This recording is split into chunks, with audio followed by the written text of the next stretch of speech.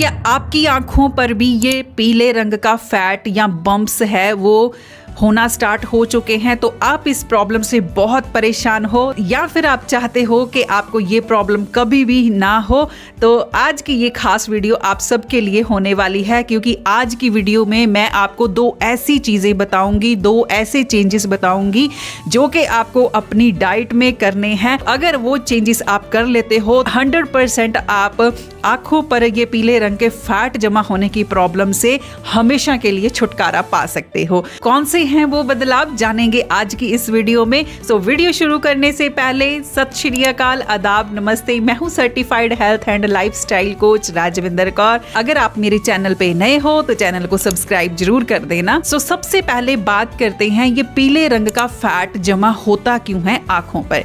इसके बहुत सारे रीजंस हैं। मैं आपको शॉर्ट में अगर बता दूं कि आपको ये पीले रंग का जो फैट है आपकी आंखों पर क्यों दिखना शुरू हो जाता है। जब भी आपके लिपिड्स कंट्रोल में नहीं है, आपकी बॉडी के द्वारा अच्छे से मेटाबोलाइज नहीं किए जा रहे हैं, तो तब ये आपको प्रॉब्लम आती है। सो ये लिपिड्स होते क्या हैं? फैट्स को ही लिपिड कहा जाता है। सो फैट भी अलग अलग तरह का होता है। गुड फैट होता है, अनहेल्दी फैट होता है।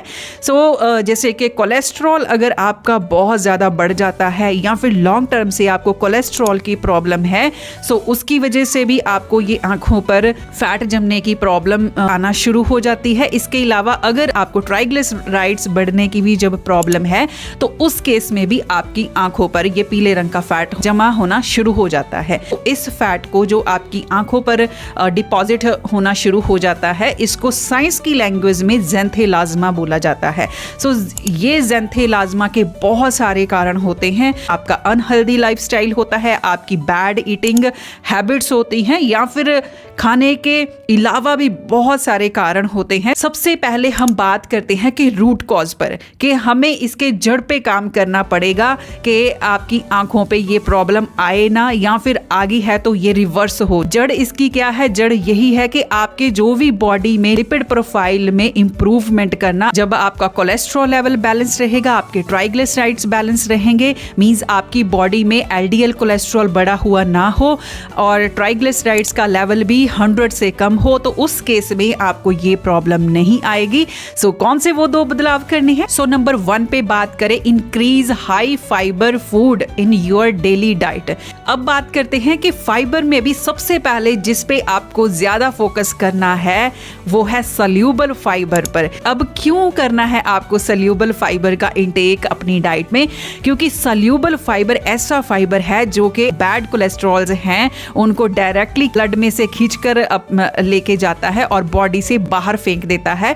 तो इसीलिए ये सल्यूबल फाइबर डायरेक्टली कोलेस्ट्रॉल को, आपके बैड कोलेस्ट्रॉल को कम करने में मदद करता है। तो अब हम बात करें कि सल्यूबल फाइबर पाया किस में जाता है, कौन कौन सी सल्यूबल फाइबर रिच फूड्स हैं जिनको आप अपनी डाइट में रोजाना शामिल करके आप हाई कोलेस्ट्रॉल लेवल्स या अपने लिपिड्स में बदलाव कर सकते हैं। सो सबसे पहले बात करें लेंटिल्स, मींस आप अपनी डाइट में दालों को शामिल करो। इसके अलावा बार्ले मींस जौ की आप रोटी बना के खा सकते हो, जौ का आप दलिया बना के खा सकते हो क्योंकि इसमें सल्यूबल फाइबर होता है। बार्ले की रोटी खाते हो या दलिया खाते हो, ये झाड़ू की तरह सफाया कर देगा आपके ब्लड में से, आपकी बॉडी में से बैड कोलेस्ट्रॉल का और ट्राइग्लिसराइड्स लेवल का। इसके अलावा ओट्स बहुत अच्छे होते हैं। ओट्स में बहुत ज्यादा सल्यूबल फाइबर पाया जाता है।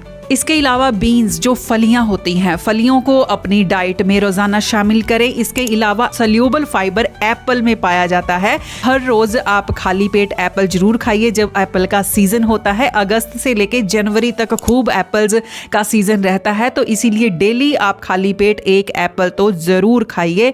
और इसके अलावा बात करें सिट्रस फ्रूट मींस खट्टे फ्रूट्स। अब सर्दियां चल रही हैं तो खट्टे फ्रूट्स की भरमार है, जैसे कि आंवला अपनी डेली रूटीन में शामिल करो, लेमन यूज करो, संतरे हैं मींस ऑरेंजेस अपनी डाइट में जरूर शामिल करो। इसके अलावा मौसमी आती है, स्ट्रॉबेरी आती है। सो ये सारे खट्टे फ्रूट्स हैं, इनमें पैक्टिन नाम का सल्यूबल फाइबर होता है।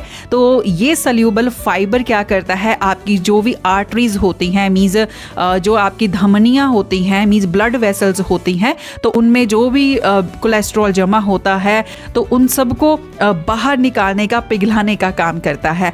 इसीलिए बहुत ज़रूरी है खट्टे फ्रूट्स को अपनी डाइट में ज़रूर शामिल करो। तो यहाँ पर एक बात का ध्यान रखना है, जिनको नींबू मीन्स लेमन सूट नहीं करता है तो वो अपनी डाइट में रोज़ाना आंवले का ज़रूर इस्तेमाल करें। आप आंवले को किसी भी रूप में यूज़ कर सकते हैं। आप आंवले की चटनी बना सकते हैं, आप आंवले का मुरब्बा खा सकते हैं, आंवले की कैंडी खा सकते हो। इसके अलावा एक आंवले का 15 दिन रेगुलर जूस लेते हो तो आपकी ये प्रॉब्लम बहुत बहुत कम होना शुरू हो जाएगी।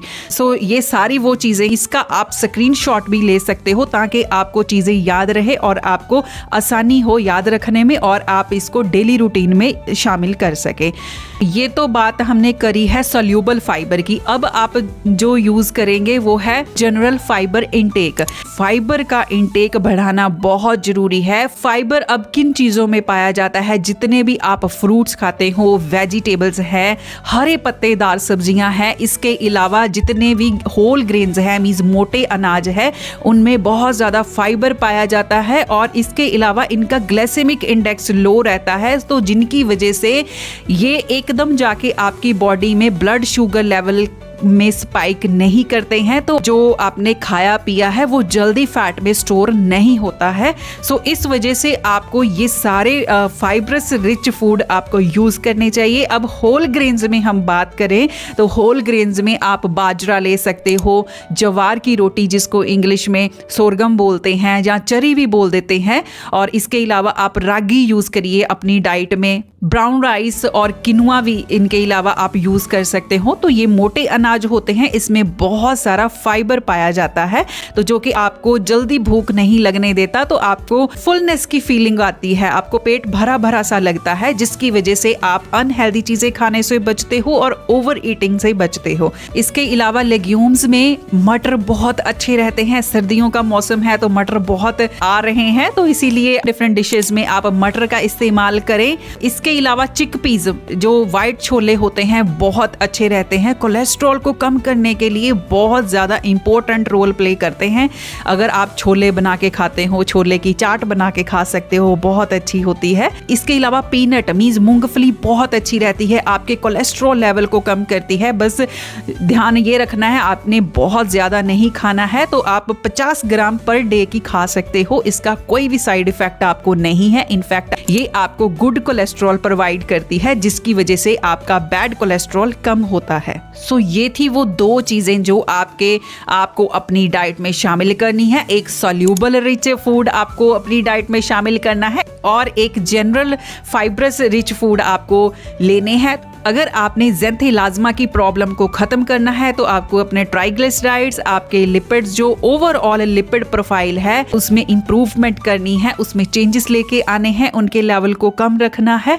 तो कम कैसे रखना है, तो ये जो आज सारी मैंने चीज़ें बताई हैं, तो फिर भी मैं आपको समराइज़ कर देती हूँ कि आपने सोल्यूबल फाइबर रिच फूड लेना है और जनरल फाइब्रस फूड में हम बात करें तो आपको सैलड की मात्रा ज़्यादा रखनी है। आप अपनी रोटी के साथ सबसे पहले सैलड जरूर खाइए और इसके बाद आपने फ्रूट्स ज़्यादा खाने हैं, वेजिटेबल्स की ज़्यादा से ज़्यादा मात्रा लेनी है। इसके अलावा मोटे अनाज लेने हैं, बारीक पिसे हुए आटे हैं उनकी रोटी नहीं आपको खानी है। तो अगर आप ये चेंजेस ले आते हो तो मैं डेफिनेटली कह सकती हूँ कि आपका 100% ज़ेंथेलाज़्मा है वो रिवर्स होना शुरू हो जाएगा। इसके अलावा ज़ेंथेलाज़्मा को कैसे ख़त्म किया जाए, कैसे जड़ से ख़त्म करा जाए, इसके ऊपर मेरी बहुत सारी वीडियोस आने वाली हैं, तो इसीलिए चैनल को ज़रूर सब्सक्राइब कर लो ताकि आने वाली वीडियोस की नोटिफिकेशन आपको सबसे पहले मिल सके। तो आज की वीडियो में इतना ही। सो आज की वीडियो में दी हुई जानकारी आपको आई हो पसंद, तो वीडियो को कर दो like, share and comment. Thank you.